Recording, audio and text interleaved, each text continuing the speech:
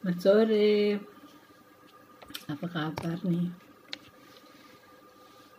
Situasi belum bagus ya, belum bisa kemana-mana. Di kotaku juga ini tidak bisa kemana-mana.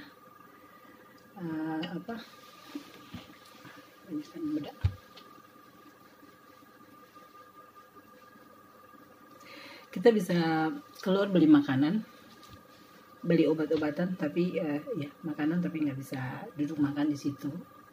Harus bawa pulang makan di rumah. Aku banyakkan masak sih, capek sih sebenarnya ya, masak. Cuma masih lebih yakin lah kalau masak sendiri sih. Gimana di sana? Ini aku mau cerita situasi seperti ini ya. Situasi sekarang ini aku mau cerita long time ago, maksudnya zaman-zaman papaku masih kecil, papaku yang cerita. Jadi ceritanya tuh di Ambon, di K, aku kan orang K ya, orang tua. Terus kampung tuh namanya Desuk. Kampungnya cantik, kecil, cantik, indah. Pokoknya kampung aku tuh yang cantik sudah. Jadi ceritanya kita itu kampung sebenarnya ada satu pulau di sebelah. Itu setelah saya besar baru tahu kalau di situ kita punya kayak dusun, punya kebun-kebun. Kalau oma mau ketemu nenek mau pergi kebun, pergi di tempat itu. Tapi sebenarnya tempat itu itu dulu kampung kita, yang kampung Desuk yang paling pertama di situ. Nah, kenapa mereka pindah dari situ ke sebelah sini ya? Jadi itunya di sana, alamatnya di sana. Maksudnya itu harus menyeberang pakai kapal, pakai perahu kayak gitu. Kita biasa pakai perahu kalau pergi ke kebun itu. Pokoknya cantik banget deh. Dulu waktu kecil saya paling suka tiap hari Sabtu pasti saya ke kampung tinggal dengan opa, tete dan nenekku ya. Papaku kan anak laki-laki sendiri, ada saudara perempuan satu. Jadi ketika kita mulai besar, opa dan oma tuh sendiri, tete dan nenek tuh sendiri. Jadi tiap Sabtu pasti beta pulang tinggal dengan opa, tete dan nenek di kampung gitu. Nah, kadang-kadang kalau hari Sabtu pulang itu sore misalnya jam 4 nyampe, itu kita pun kebun itu dapat lihat dari kampung aku itu, di belakang gereja.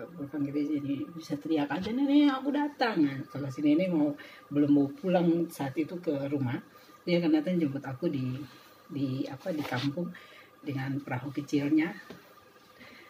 Paling indah pokoknya itu pengalaman paling indah sekali, dan aku paling happy sekali kalau ingat zaman aku kecil itu. Nenekku datang dengan perahu jemput aku, terus kita kembali ke situ sambil di jalan. Si nenek tuh nenekku itu udah suka taruh ada akar tuba gitu loh, udah ini diketuk-ketuk di pinggir meti itu, pinggir laut situ ya.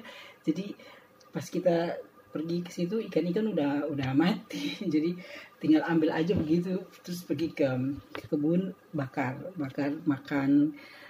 Pokoknya asik banget deh. Tomat tinggal petik, cabai tinggal petik, jeruk tinggal petik, garamnya tinggal ambil di air garam di bawah. Kita bikin sambal di situ. Pokoknya itu indah sekali itu. Nah,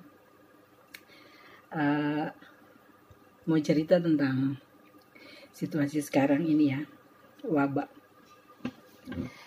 Zaman itu katanya sih tahun 1980 sampai 1018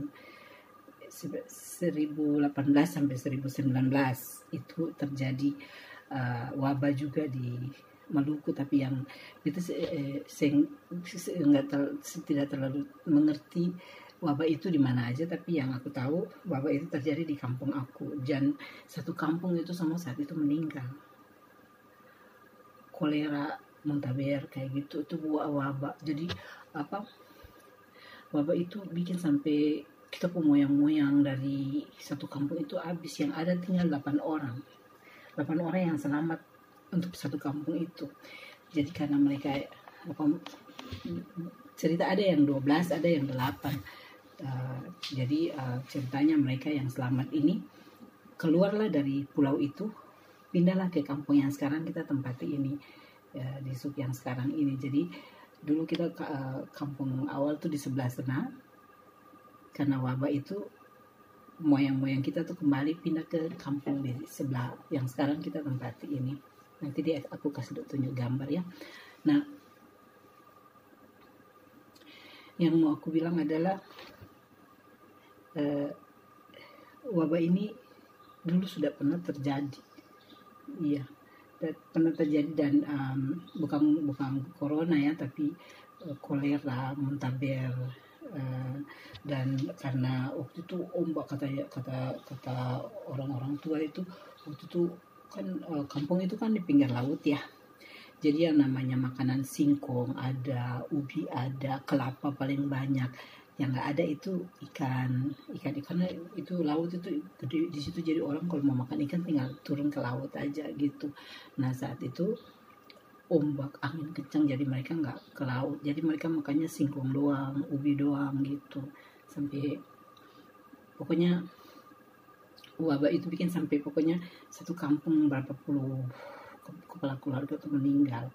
Jadi yang tinggallah ada 8 orang. Nah saat itu yang aku dengar cerita dari papaku ya, kita tuh sebenarnya bukan marga Belekubunya, kita Yaftoran, karena waktu wabah itu terjadi Belekubun habis, keluarga Belekubun semua habis, opa-opa, moyang-moyang dari mata rumah Belekubun itu habis semua.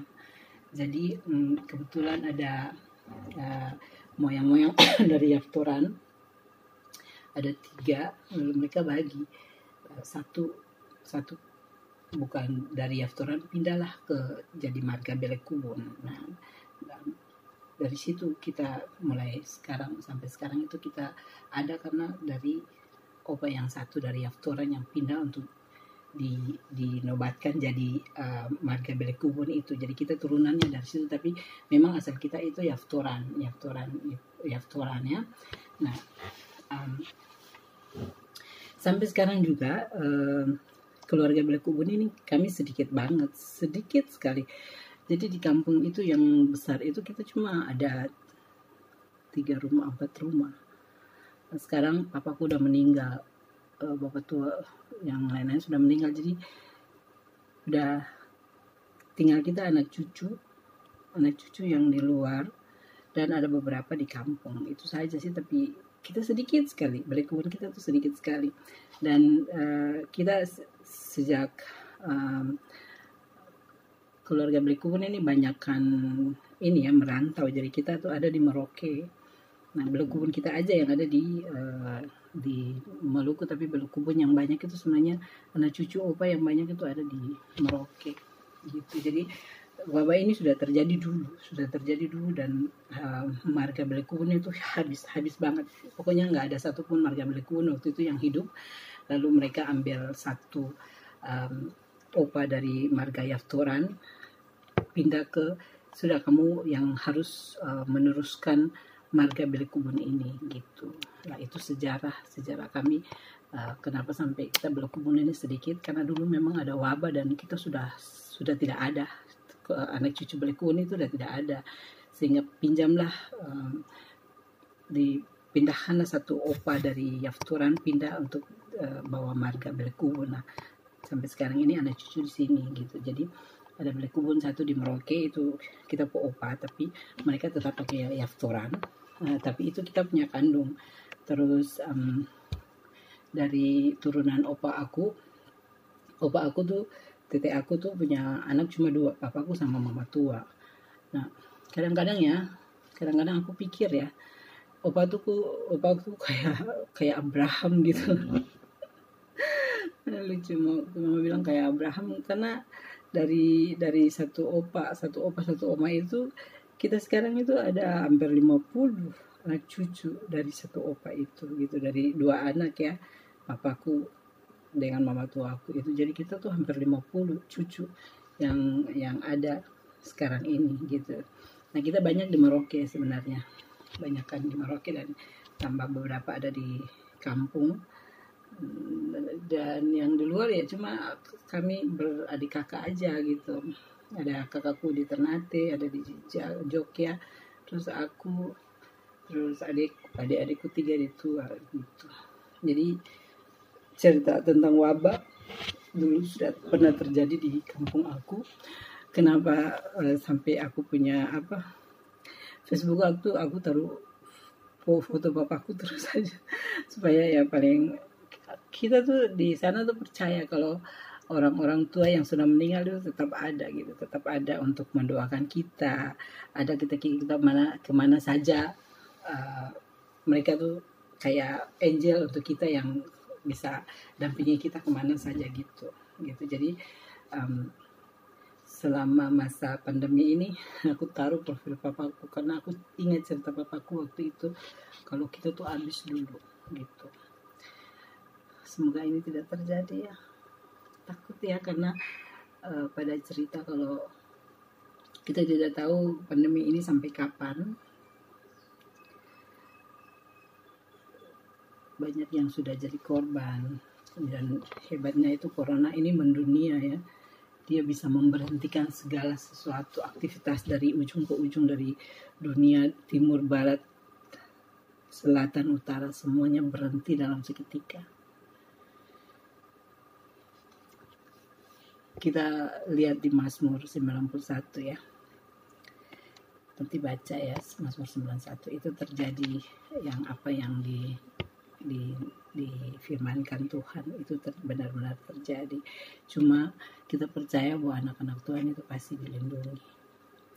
Harus yakin dan percaya, tinggal di rumah tapi harus baca Alkitab, banyak berdoa.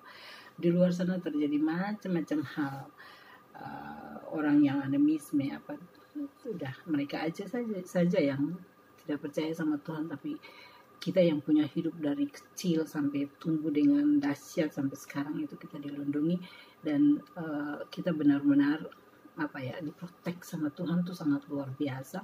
Kita harus percaya bahwa di atas kita itu ada tangan yang kuat, ada orang yang sangat luar biasa yang penuh kasih, penuh cinta ada di atas kepala kita, dan kita harus yakin bahwa Tuhan kita itu akan memprotek kita dari segala macam virus-virus yang ada di sekeliling kita. Kita harus percaya bahwa Tuhan itu ada dan Tuhan akan melindungi kita gitu. Jadi jangan putus asa, tetap berdoa, harus percaya bahwa di atas segala kuasa yang ada di atas bumi ada sangat tangan Tuhan yang sangat luar biasa yang yang menguasai kita gitu. Jadi jangan pesimis, jangan takut. Atau kemarin tuh batuk pilek, nggak pilek sih, batuk doang. Setelah kita sembuh baru aku mulai cari tahu kenapa batuk. Nah, selama lockdown ini artinya orang nggak boleh keluar rumah, artinya pembantu juga nggak masuk. Jadi aku bersih mungkin juga nggak terlalu optimal ya, kayak misalnya meja kerja suami begini. Aku kemarin setelah dia sakit baru aku periksa mejanya berdebu, komputernya berdebu, mobil di depan setir itu berdebu. Terus kita tuh olahraga di sini nih, kendaraan semua berhenti tapi polusinya tinggi karena setiap bulan Maret April itu mereka akan bakar hutan supaya buka lahan baru tanam karena mau sekitar Juni Juli itu mulai musim hujan, jadi mereka mulai buka lahan sehingga terjadi pembakaran hutan di mana-mana, jadi polusinya tinggi banget. Nah, kita tiap sore olahraga, lari keliling kompleks, lari dulu di GOR. Di GOR itu lebih aman sih, tapi kelihatan kalau di kompleks ini sedikit ini karena kendaraan lalu lalang ya. Terus sebentar lari kendaraan lewat gitu, jadi mungkin batuknya dari situ. Parno banget. Udah takut aja, aduh gimana kalau kita dapat Amanda bagaimana, anak gimana gitu. Nah, gitulah. Jadi memang kalau tinggal di rumah tuh kita apa, tidak bersentuhan dengan orang itu lebih aman ya. Artinya kita harus mendukung apapun yang disarankan oleh pemerintah bahwa stay home itu memang benar-benar bikin kita itu terhindar dari paparan. Kita nggak tahu kalau kita berjalan ke luar sana ada orang yang kena, terus kita berdiri. Aku udah berjalan beberapa kali, misalnya beli obat batuk aja, di belakang aku nih ada orang gitu. Memang ada di sini juga toko obat, kita lewat jendela aja, dia buka satu jendela kecil dan kita komunikasi di situ, nggak boleh masuk di dalam apoteknya gitu. Nah, aku lihat oke lah, kita misalnya kalau duduk memang jaga-jaga, tapi ketika jalan itu apalagi di pasar ya, orang kan pada gini, kita akan bersentuhan itu. Dan masker itu harus masker itu, mau orang sakit mau orang sehat masker harus, antis harus itu. Dan yang paling utama lagi memang kalau mau terhindar dari batuk, hal-hal yang kita tidak diinginkan, ya itu rumah memang harus ini ya, harus rajin untuk bersihin, kayak komputer, handphone yang kita pegang itu juga harus dibersihkan tiap saat ya, karena kita nggak tahu kita tangan kotor apa sebentar kita pakai ini. Jadi itu menghindar aja ya, pengalaman aku ya, karena aku batuk itu bukan 1 minggu 2 minggu, hampir 3 minggu lah. 1 minggu aku sembuh, terus aku lari sore lagi kena lagi batuk. Nah, aku kena batuk, aku sebenarnya isolasi diri ke sana, tapi si om tidak bisa ditinggal sendiri. Akhirnya belum apa-apa aku batuknya gitu, pas aku batuk di sini dia juga kena gitu. Nah, aku setelah perhatikan ternyata dia suka push up. Ada di depan itu kita ada punya karpet rumput, dia suka push up di situ.